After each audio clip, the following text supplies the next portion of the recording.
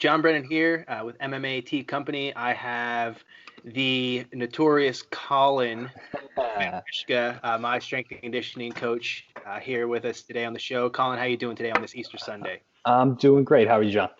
I'm doing great. Thank you. Thanks for joining us today. I wanted to kind of get you on here, pick your brain a little bit, and then open some questions up to ask you, why I'm doing what I'm doing and a couple things like that.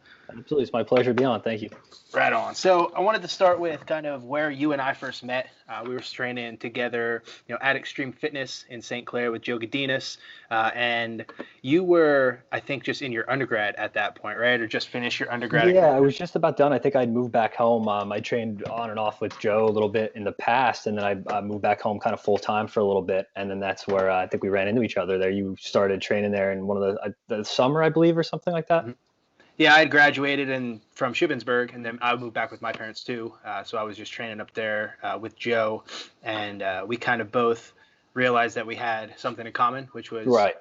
We had the same beliefs in strength and conditioning, same beliefs in nutrition. So we started training together, and then I eventually moved out here to Lancaster, where I'm living now, and we still kept in touch. So when I moved to Lancaster, what were you doing? You were going to Temple. What were you going to Temple for? I was actually doing undergrad in history at the time. I was thinking about going to law school after. Didn't really know where exactly I wanted to go with my career. I always knew what my interest was, but I didn't actually know where I would end up. Cool. And then when you finished up at Temple and you transitioned over into strength and conditioning. So why did you make that choice? Yeah, definitely. So even while I was an undergrad, I was constantly still helping people out with nutrition and with strength conditioning, with any type, lifting in general. And I always knew it was like, something I wanted to be. But obviously growing up, I'm from a pretty traditional background. So, my parents, like, that's not a real job, right? It's not, how do you pay the bills? How do you do anything with that? It's not really your typical 9 to 5. So it didn't exactly go over well, trying to get into that. Sure. And then you eventually moved down to Philly. So tell everybody what you're up to now. Yeah, so I'm in Philadelphia now. I'm a strength and conditioning coach, personal trainer here in Center City. I've been in Philadelphia now for about 4 years. I think this will be my 4th year here.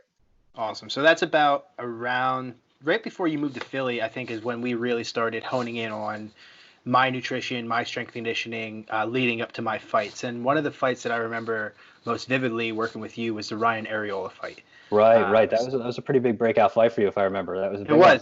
Yeah. He was undefeated, 5-0 amateur, coming into my hometown. We fought in Lancaster, and pretty much everybody wrote me off. Right. Yeah. And it was a championship fight. It was also my first advanced amateur fight. Right. So we kind of started talking about how we were going to build go muscle, not show muscle. So Correct. What was kind of our mentality going into that? Why were we, doing the things we were doing going into that fight? If you can remember, the things that we were doing, which isn't much different than what we're doing now. No, absolutely. So basically, what we talked about for you is we never wanted to let the strength and conditioning get in the way of the sport, right? That's the most important. So we wanted to kind of plan your training around your actual sessions, your actual jiu-jitsu sessions, your striking sessions. So for you, we kind of came up with, let's do a little more full body work a couple times per week, strength aspect, conditioning aspect, and not beat ourselves down. That was really important, not to overtrain at that time and just let that supplement the main work that you were doing. Sure. And you always, before you even put anything together, your first question is, well, what's your training sessions? Right. That's going to be always number one. I'm going to quote Martin Rooney here. You can't ride 2 horses with 1 ass. And I've said that to you from day one, right? When everyone talks about they want to be a great fighter, they want to be a professional. Well, you got to pick what we want to do here. You can't be a bodybuilder, or you can't be a fighter. You got to, what's your main goal? So if your main goal is to be jiu-jitsu, to compete jiu-jitsu, or to train mixed martial arts, compete, that strength conditioning component has to just, accent and really help, not take over. Cool. And when we were working together, there were a couple times where I would tell you that I was feeling burned out, or I was feeling, overworked. Right. When we would start tapering off, how were you deciding what we were pulling back on to keep me still getting to the point where I would peak for a fight, but not losing what I had already built? Yeah, no, absolutely. That's a good question. One thing we do is just that constant kind of test to each other throughout the week, checking in how you doing, Have you picked up any injuries in training? Have you, have you had some rough sessions? One thing I do a little bit more, especially in camp, is, we can build a gas tank in a couple of weeks, but true strength is one of those things that, it takes a long time to build, as you've been at it for a while. So we'll back off in camp if you're a little beat up. The strength work is one of those things that gets backed off just a little bit, right? How much strength are you really going to build in 4 weeks, in 6 weeks? Not a ton, right? You're going to put some work in and you're going to get stronger, but definitely not going to build true strength in that short amount of time. So heavier strength work would be something you'd back off a little bit if you're feeling a little banged up, especially in a traditional, 6, 8. Sure. And I think, a lot of people always question, how do you get in better shape for fighting? How do you get stronger for grappling? How do you do this? How do you do that? And everybody kind of has their own philosophy on it, right? Marcelo Garcia famously said, I don't do anything but grapple. Right. And then you have the guys like Randy Couture who are doing that, one barbell workout, and they're doing reps of everything with that one barbell. Right. Where do you kind of lie on where you need to be in terms of what you're actually doing to improve in the sport? Yeah, absolutely. I think it's somewhere, always in that middle. It's not on one extreme or the other. I think, like you said, Marcelo Garcia is very famous for saying like he's strictly grapples. He doesn't rely on any type of outside strength conditioning. Randy Couture is a big complex guy with the Couture workouts. And even somebody I think like Gordon Ryan these days, I think he trains a little bit more like a traditional bodybuilder. I could be wrong, but I feel he's a little more like, so I think somewhere in the middle there, I use a little more of a scientific approach to it. And we focus on some of the stronger lifts, your front squats, your trap bar deadlifts, things like that, and just programmed appropriately. You might have more of a strength endurance phase, eventually going into a full strength phase, and then into your power phase where we kind of take the foot off the gas. We up the intensity of the lift, but we take some of the reps out of there, right? So you're performing, 1, 2, 3 maybe repetitions at 90% of your max with a lot of time in between. That's where we build that power. Got you. And, you have said to me a couple times over the years, if you didn't squat, deadlift, or clean, you didn't lift. So what do you see as those most important power-based movements? You hit a little bit on front squats, but I know you have me doing trap bar deadlifts. So, why trap bar over traditional? What things do you see as being most important? Definitely. I've kind of had this back and forth on, straight bar versus trap bar, deadlifts.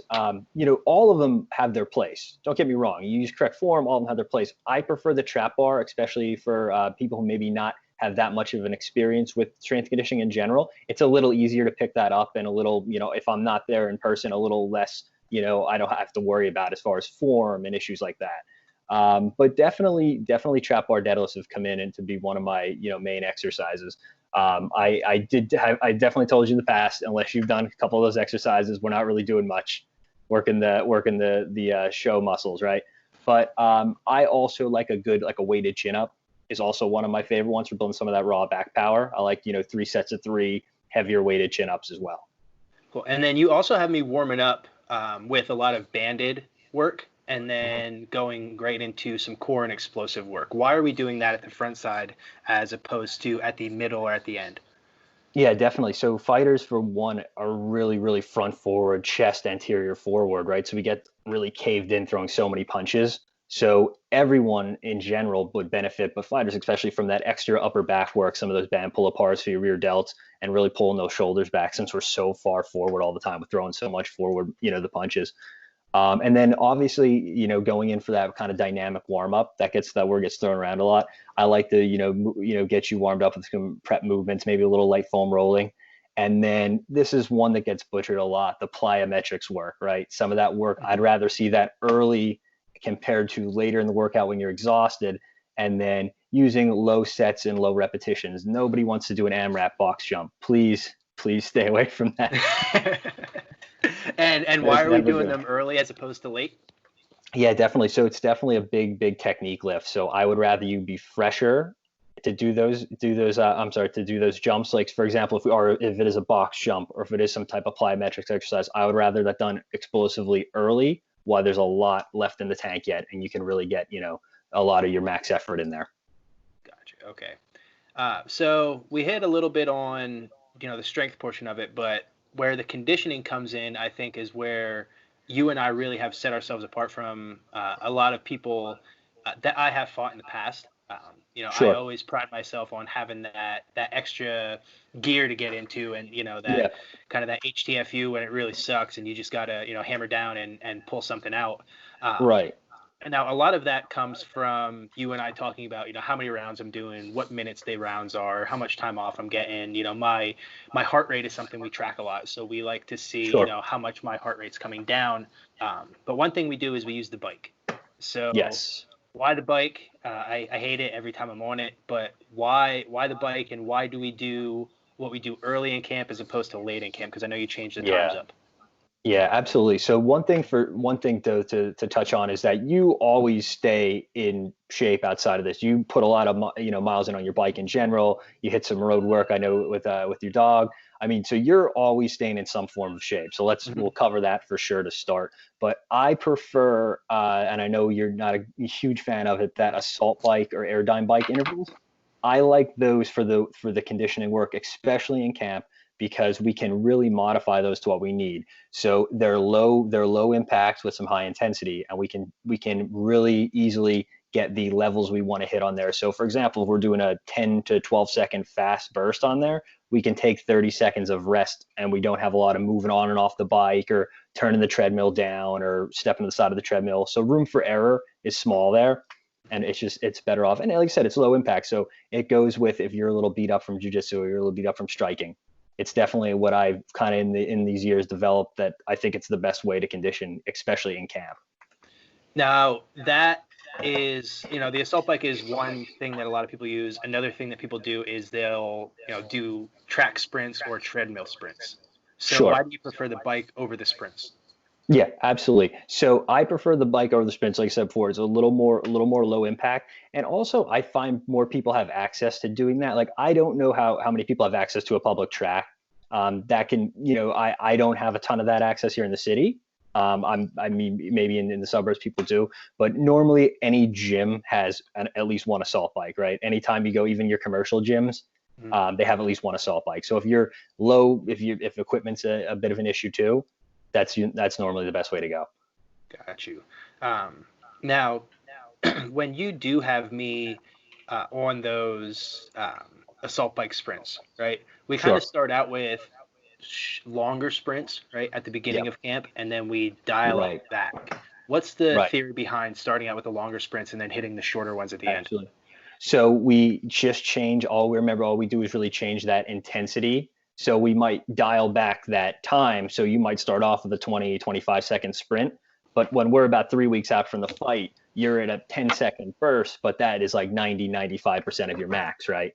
So the reason for that is we work into that higher work. So you're right before the fight, you're at peak as much as you can give on that effort. But obviously you can't put 95% over 30 seconds, 35 seconds. It just isn't possible. So that's why the short interval, as hard as you can in that duration. Okay, got it. And then one more thing on strength and conditioning. You have me doing a lot of single leg, single arm exercises while Absolutely. we're in there.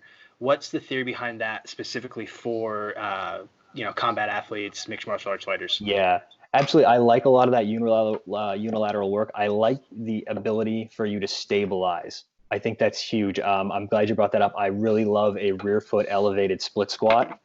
That is huge between the core stabilization, the hip, the glute. That's one of my go-to lower body exercises for anybody, let alone someone in mixed martial art. I mean, that's huge. But I do like the stabilization factor of that. Okay, so you prefer them because they do hit more than just like the pec, for instance, for the single Right. arm, or Yeah. just the glute, or just the hammy. They hit all Yeah. those stabilization muscles. Yeah, you take a, I don't know, say a really strong 95-pound incline dumbbell presser, right? They're, dual dumbbells, looks great. You throw a 65, just one in one side, and they're having a very hard time holding their body up, right? So that stability factor is huge, especially in this sport. Now, do you think that plays into not just stability, whether you're like trying to finish a single or you're, sprawling on someone, but also I think it's helped my squeeze. in terms of my rear naked, my head and arm choke, my triangles, all of those things I feel have gotten stronger through this unilateral movement.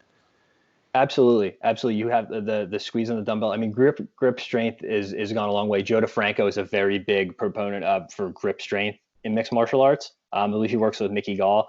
It's huge. And I think like you have I would say you've developed some pretty strong forearms in this process. Yeah, they're unnaturally big.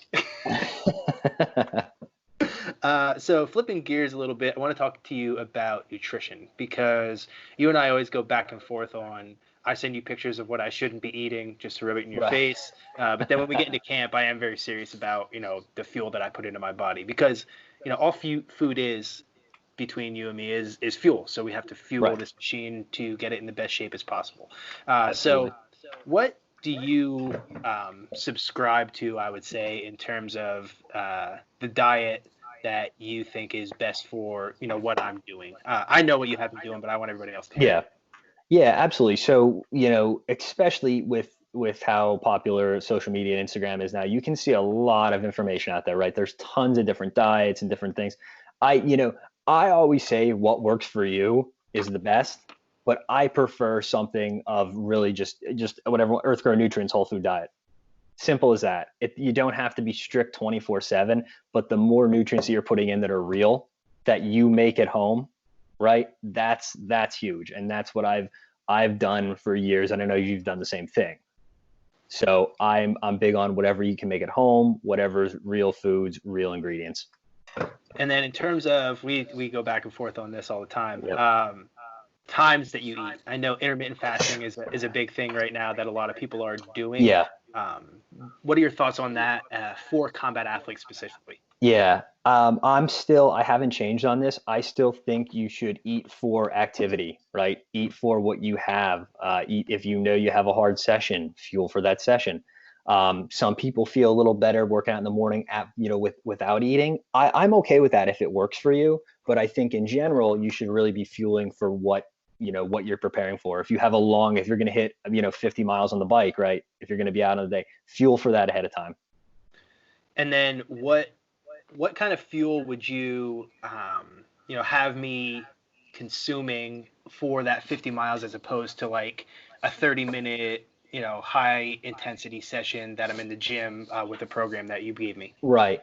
I like things like oatmeal, oat bran for that, for the carbohydrate source for some of those long distance rides. But even if it is a 30-minute, interval session, as long as you can digest it ahead of time, and not eat it right before you're walking out the door, I like something like a oat bran or oatmeal with some berries and things like that in there. And what's the theory behind that? I just like the fuel source of that carbohydrate. I like to use, a carbohydrate for your fuel source. That's what you're going to be running through, especially if you have a, surplus of them. That's what you're going to be training off of. Sure. And, we go all the time. We go back and forth about different things. And even, Joe Rogan, who eats keto, he even says, Sure. These fighters, they can't run on that. They still need carbs for fuel. Do you see yourself, eating more or less carbs based on what you're doing, or is your diet pretty regular regardless? Yeah, I would say it's fairly regular, but I definitely would say that if I was doing something a little different, if I was putting in long miles on the road, hitting the pavement or riding the bike, things like that, I would definitely be taking in some more carbs. And you mentioned Joe Rogan, he's in that, he's on a keto, semi-keto, right? It said say he probably eats more protein than would put himself in ketosis, but I would say that for the average person, a lot of these diets, fad diets, whatever, probably work. But I think, like I said, you put somebody who's training 2 to 3 times a day, 6-7 days a week, they're probably going to run into a little more of an issue there. Okay, sure. And, in terms of the actual fuel sources, someone like Gary Tonin is famous for finishing a training session and then going to Five Guys and killing, a triple cheeseburger. And then you have people who are, like the Diaz brothers, who are very strict vegan in camp, and then outside of camp, they might just eat a little bit of fish here and there. So how important is the actual source of carbohydrate itself? I ride with some guys who they'll eat, oatmeal cream pies and cosmic brownies because they say they just need the sugar on the ride. Sure. So how important is that actual fuel source, what you're taking in? Yeah. So, I mean, you could probably try and make the argument that your body has a hard time distinguishing the difference, right? Once it's broken down. I always look at it this way, and this is what my honest opinion on it. I look at longevity of this, right? I would much rather take in quality ingredients for longevity purposes instead of thinking right now like, oh, I need to just get this in my body because of this ride. How many people are really going out and doing 100 miles a day? I don't know, not a ton. I prefer the longevity factor over everything. Gotcha. Okay. So, we've been working together for a long time, and I think you've been in the fight game probably longer than I have. You were cornering Dustin, you were working with guys at Joe's, you cornered me for my, first pro fight. Mm-hmm. Where you're at now, do you see yourself ever, working with more fighters? Do you kind of want to stay out of the fight game? What's your goal with fighting in general? Yeah, absolutely. That was an awesome part of my career, especially early on in my career there. I had a great time doing that. Obviously I'm always gonna, spend some time with you. It's fun, but I've kind of moved on a little bit to train, different clientele. But I would say I would definitely keep the door open to working with fighters in the future, if on whatever basis I can. As you know, it doesn't exactly pay the bills in the beginning. Yeah. So, you have to kind of keep that in mind in this profession too, that, people do still make a living, and you have to really kind of pick and choose your battles there. Sure. But, somebody like, and I'm blanking on his name, the weight cut specialist. Lockhart. Yeah, Lockhart. Someone Yeah. like Lockhart, he pretty much, comes in at the last minute, and he does that, last week of where's your weight at, here's what your nutrition can be, and here's what you can take in, and this is how we're going to make weight. Is that something you could Right. see yourself ever doing? Yeah, you know what? I definitely would consider doing that. But me, I like to work with people as people too, right? I don't see it as just the business. So when I'm invested in somebody, I'm truly invested in them. So I don't know, if definitely to do maybe a little consulting in that capacity, that's great. But I also like to have some type of longevity with my athlete as well. Sure, yeah, because we haven't missed weight, right? Always in shape, always on Not you. dot. I don't think you've even missed a weight for an amateur fight. No, no, I did not. Except for the one Never. fight that I was told that I was fighting at 150 until I showed up and the commission thought it was 145. But that was on the match Yeah. paper for me. That's not on you there. I don't think you've ever even come close to missing No, weight. no. At even when you were at 45, I don't think that was an issue. We're back at 45, Colin. Oh, yes, that's right. But yeah, so I mean, anything else you want to go over today? That's all I really had. I just wanted to, kind of pick your brain, kind of let people see the inside of, our camp, our strength and conditioning, our nutrition, see why we do what we do, and how we get in shape for these fights.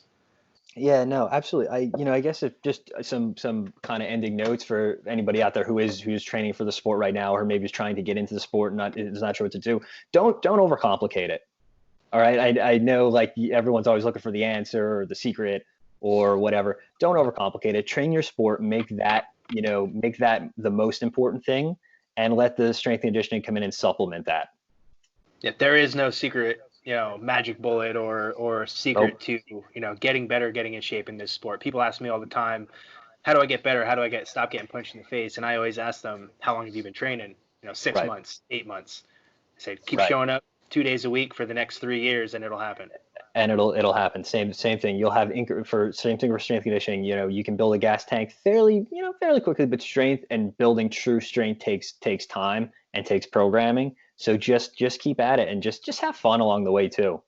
Don't make it too complicated. Have some fun with it. Awesome, Colin. I really appreciate the time today. I know you got get some food in you this afternoon. I'm gonna go make some wings. I know they're on the diet plan, right? Yeah, definitely. It was weird. Easter not with family today. Yeah, it's very First strange. first I time know. ever, right? It's a strange feeling. I Yeah, didn't go home to see the parents. neither did I. Yeah, I got to call my mom after this. Actually, I haven't called her yet today, so I should probably do that and be a good son.